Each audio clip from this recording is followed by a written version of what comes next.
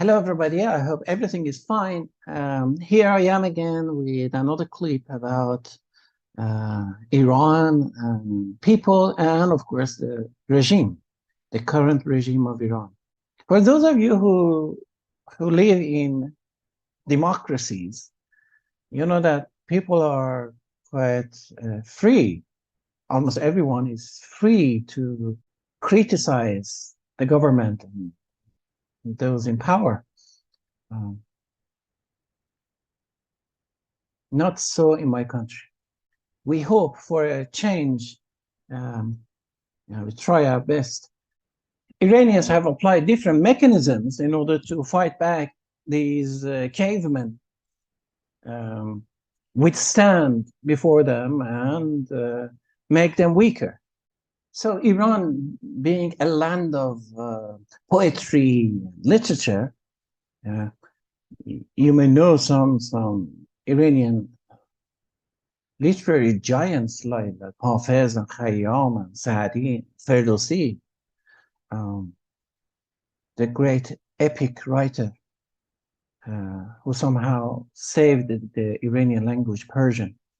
Um, so this is within the genes of Iranians, okay? So playing with words, loving literature and poetry. Now, going back to the regime, to the government, in an ordinary system, people should be able to criticize. At the end of the day, they are empowered to serve people, not to steal from people. And thus, one mechanism to resist is to ridicule these people in power. And one way to do so is to make fun of their names and characteristics, behavior, and any attribute they are notorious for. Of course, a combination of all these things, which works better. Now, through some very limited examples, I'm going to share some of the, I would say, most common jokes, in a way, about these people in power. All right, so please bear with me, and I will introduce some to you. Now, please also note that these techniques can also contain languages. For instance, using Persian, Arabic, Turkish, and other languages spoken in Iran. So we do use these languages, or sometimes mix these languages, to ridicule these authorities.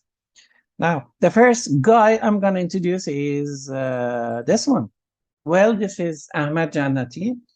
He is currently the chairman of the Assembly of Experts of Iran. He has had so many positions so far, and has thus changed the fate of so many Iranians, young and old, by his decisions.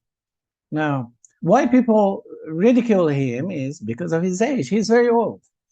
Well, being very old by itself may not be that much funny. However, the thing is that people believe that he has been like this for many, many decades and years.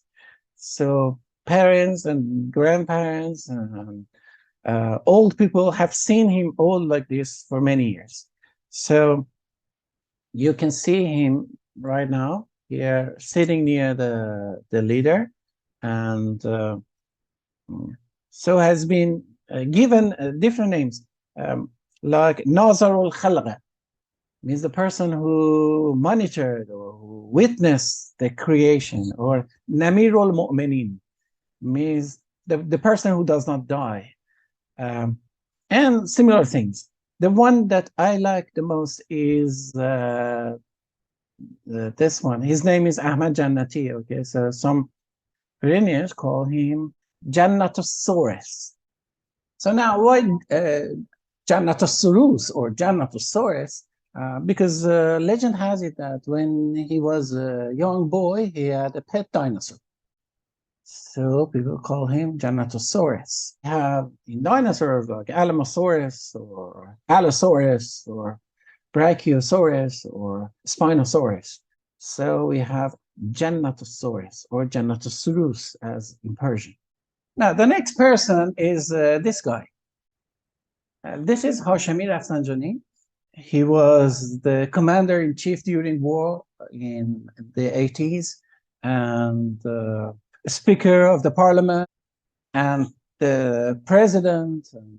Well, generally speaking, he was arguably the second most important man for 3 decades after the 1979 revolution. Okay, so after Khomeini, the first leader, he was number 2, okay, arguably 2 or 3. So a very powerful man. So people would call him different things. The most common was Kusej. Yeah, Kusej refers to Kusej, and Kusej means a person who cannot grow a full beard, like he was. So Kusej and Kusej means shark in Persian. So they're the same, very, very similar. People will call him a shark. So he was the shark of the regime. And now it's ironically interesting that 5 or 6 years ago, he was drowned in a swimming pool by his rival, the great leader. They were supposed to be brothers for more than about 60 years, and brothers and comrades for about 60 years, and he was drowned.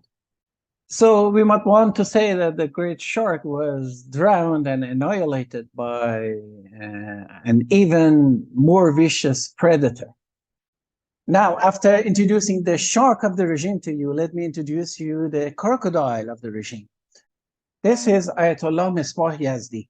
He is one of the most influential Ayatollahs who made it possible to recognize Velayat Faqih in the Iranian society.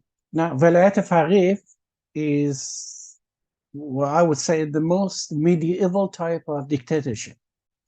It makes Wali Faqih, or the leader, the most incredibly powerful person, representative God among people. So this is, and he was one of the theoreticians who made it possible for him.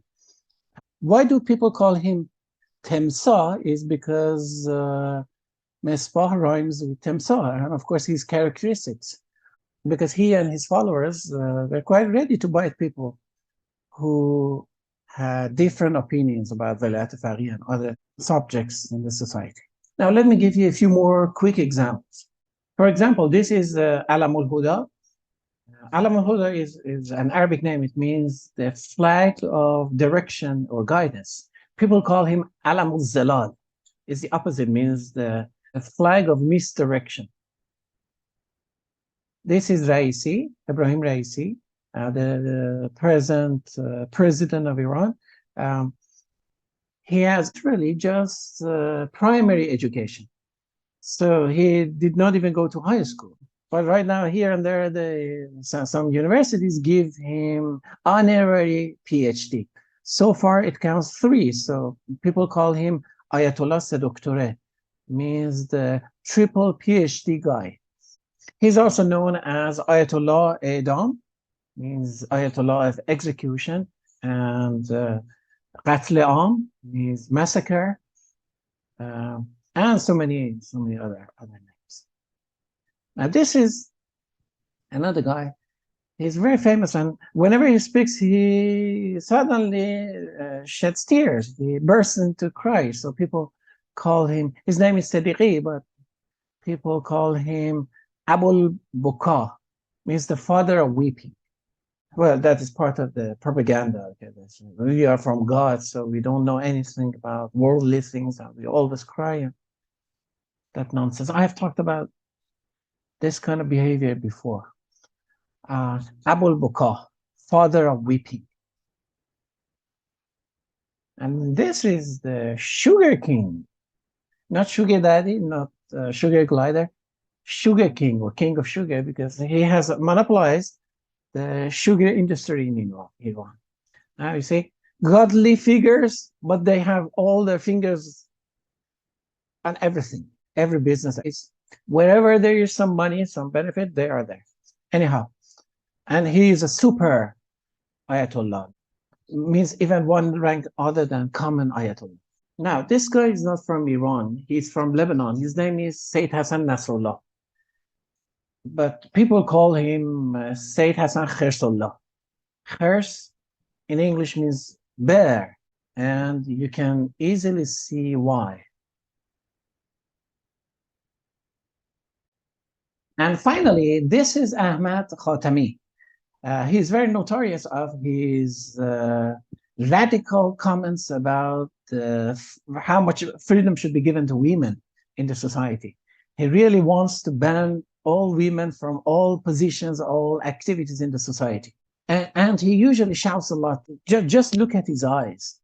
Um, this is one of the best pictures of him. And many people call him Gurazul Ulama.